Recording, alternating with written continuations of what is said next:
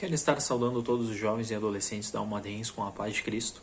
Então estarei trazendo aqui um curto devocional e um resumo desses capítulos do livro de Atos, de 9 ao 12, no qual aqui no capítulo 9, então, a gente já começa com a conversão de Saulo, no qual então o povo judeu não aceitou Jesus como Messias e estava perseguindo este povo.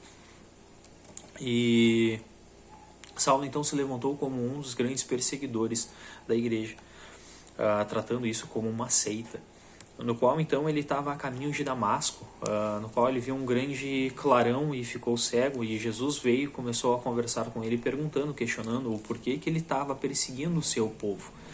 E ele deu mais orientações então, dizendo que era para ele entrar na cidade, que lá viria mais orientações do que ele era para ele fazer. Neste momento também Deus estava levantando o Ananias para ir lá e entregar uma palavra para Saulo, e então fazendo com que ele não ficasse mais cego. E Ananias se questiona a Deus o porquê de Saulo, um grande perseguidor da igreja. Então Deus já fala que não cabe a ele questionar, porque Deus ele escolheu Saulo como um vaso, e que ele escolheu ele para ser usado para trazer a palavra dele para todos os gentios e todo o povo de Israel. Ele será um discípulo, assim como Jesus tinha escolhido naquele momento. Então Ananias ele vai lá e traz essa palavra para Saulo, no qual Saulo ele acaba se convertendo e sendo batizado. Logo aqui no meio desse capítulo a gente já tem então uma inversão no momento que Saulo ele se converteu. Ele já saiu nas sinagogas e já saiu pregando a palavra de Jesus, trazendo esse evangelho de Jesus e tudo que tinha acontecido com ele. E no qual então aqueles judeus que estavam com ele há um tempo atrás, que mandavam ele perseguir, né, esse povo cristão, começou então a persegui-lo para matá-lo. E mais para frente então Barnabé, que foi esse intermediador, porque quando Saulo se apresentou aos discípulos, os discípulos ficaram com leve temor, assim, porque ele era um grande perseguidor. Então Barnabé foi quem ali intermediou ele com os outros discípulos, e os discípulos então aceitaram ali. Mais aqui para frente no final aqui então a gente já vê Pedro estava indo para Lida, no qual ele encontrou uma pessoa chamada Enéas, que já fazia 8 anos que ele era paralítico, no qual ele falou que Jesus dava a cura para ele e que era para ele tomar a sua cama e ir. Então todo aquele povo ali de Lida, ele viu esse milagre, viu essa pessoa que estava paralítica sair andando, e acabou se convertendo, aceitando a Jesus. Mais para frente também ele acabou indo para Jope. Pedro ele foi para Jope, lá ele chegou algumas pessoas, né, pedindo para ele ir e ter falar, né, o que tinha acontecido, que uma discípula tinha falecido, adoecido e falecido, a Tabata, que na tradução era Dorcas aqui, no capítulo 9, aqui no versículo 36, e havia em Jope uma discípula chamada Tabita, que traduzido se diz Dorcas. Essa Dorcas, então, ela tinha sempre algumas viúvas então ali à sua volta, e ela sempre ajudava então costurando e fazendo ali túnicas e roupas para essas viúvas, então se doando, né, ao povo, ajudando. E então ela veio adoecer e falecer, no qual então Pedro chegou até ela e orou, e ela ressuscitou. Foi um milagre grandioso ali, no qual o povo também viu essa maravilha e se converteu também. E Pedro já ficou por ali por alguns dias em Jope. No capítulo 10, aqui dando início, então no capítulo 10, a gente vê então a conversão de Cornélio, centurião Cornélio. Centurião, então, ele era um cargo como se fosse um general no Império Romano. E só que esse Cornélio, ele era temente a Deus, ele era judeu, circuncisado e tudo mais, e temente a Deus, seguia o judaísmo e tudo mais. Então ele estava orando e jejuando, no qual um anjo chegou até ele e falou para ele ir atrás de Pedro e trazer Pedro até ele, porque Pedro tinha uma palavra grandiosa para ele. Pedro também, como ele estava lá em Jope, ele foi, seus sentidos foi arrebatado, no qual então ele viu muitos animais, feras, répteis e tudo mais. Então uma voz veio e falou com ele naquele momento: mata um desses animais e come. E ele disse não, que ele nunca que ele ia pegar um animal comum ou imundo para se alimentar. Então essa voz pegou e falou para ele que como que cabe a ele chamar algum animal imundo ou comum se Deus o purificou. Então essa era a mensagem que ele devia trazer então até a casa do centurião, até a casa de Cornélio, no qual então neste momento alguns soldados de Cornélio chegou e falou para Pedro que era para ele ir até Cornélio, que Cornélio queria ter uma palavra com ele, com tudo que tinha acontecido. No momento aqui então, uma parte bem interessante para mim, que está lá no capítulo 10, 24, e no dia imediato chegaram a Cesareia, e Cornélio estava esperando, tendo já convidado os seus parentes e amigos mais íntimos. 25. E aconteceu que, entrando Pedro, saiu Cornélio e, recebendo-o, prostrando-se aos seus pés, o adorou. No 26, mas Pedro o levantou, dizendo: levanta-te, que eu também sou homem. Isso tocou em mim profundamente, que vem aquela questão ali da idolatria, que há um tempinho atrás teve então uma campanha no qual veio ali na sede um pregador muito famoso, no qual então eu fiquei muito impactado com aquela pregação que ele trouxe naquele dia.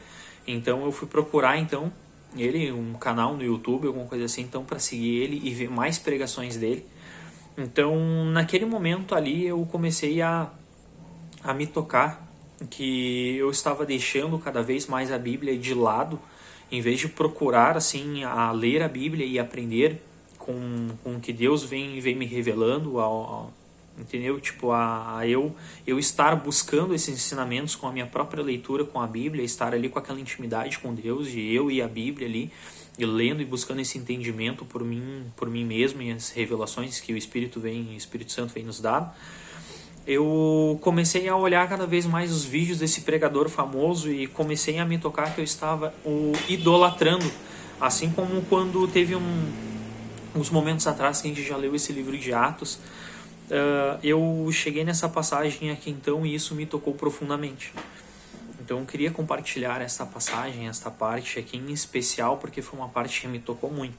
No segmento então, Pedro ele pegou e chegou naquele local ali, trouxe consigo alguns gentios ali naquele momento, e então tinha ali aquela questão de gentios que seriam todo aquele povo que não era circuncisado, que não seguia, né, as tradições judaicas, e o pessoal o judeu que seguia essas tradições judaicas, que seguia, né, a questão ali da aliança através da circuncisão.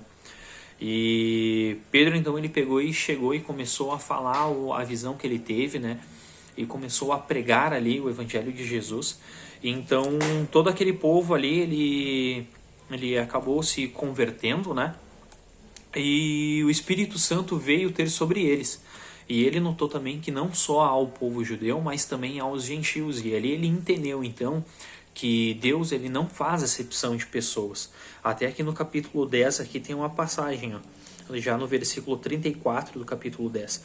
E abrindo Pedro a boca, disse: reconheço por verdade que Deus não faz acepção de pessoas, mas que lhe é agradável aquele que em qualquer nação o teme e faz o que é justo. Então Pedro vindo e falando para esse povo que Deus não faz acepção de pessoas, e a prova foi que até aqueles gentios que estavam ali com Pedro também o Espírito Santo veio a ter sobre eles. No capítulo então aqui de número 11, a gente já vê então Pedro vindo à igreja e falando se justificando, né, o que tinha acontecido ali então, através da conversão ali de Cornélio, que tinha sido batizado, através da sua pregação e tudo mais, tudo que aconteceu ali naquele momento. Então aqui no início do capítulo 11, então a gente já tem Pedro ele se justificando para a igreja e falando o que tinha acontecido e que o evangelho de Jesus não era só para o povo judeu, mas sim também para toda a nação, os gentios, né? E mais para frente aqui então a gente vê que o evangelho foi pregado aos gentios em Antioquia, no qual Barnabé, se eu não me engano aqui, Barnabé e Saulo, né, já convertido, eles acabaram indo lá para Antioquia e começou a pregar, né, o evangelho de Jesus, começaram a fazer discipulados por um longo tempo.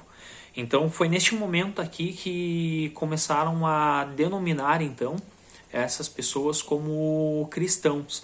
Foi a partir daqui que foram as primeiras pessoas então já chamadas como cristãos. Mais para frente aqui então a gente já vê já no capítulo de número 12, no qual Herodes manda matar a Tiago e Pedro é livre da prisão. E a morte, né, na sequência, a morte de Herodes.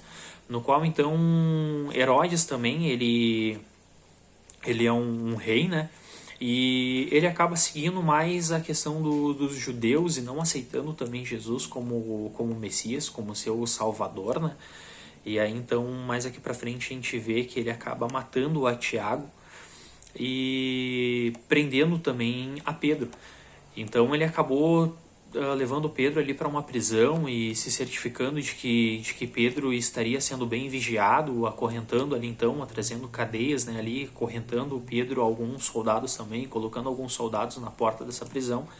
Só que os discípulos e a população toda estava orando para Pedro, no qual ali então chegou um anjo e Pedro ali estava dormindo, então chegou um anjo de Deus e acabou tirando essas correntes, essas cadeias que estavam ali na mão de Pedro. E Pedro, sem entender muito, só foi seguindo ao que o anjo pedia. Até no momento que ele se tocou de tudo que tinha acontecido quando ele estava fora da cadeia. Que aquele anjo ali, ele desapareceu, sumiu depois que Pedro foi livre, né? Então Pedro ele achou que aquilo era somente um sonho e através desse sonho ele foi liberto depois que ele viu que ele estava fora da cadeia, que ele se tocou, que ele enxergou que na verdade ele estava livre. Então foi para junto dos discípulos até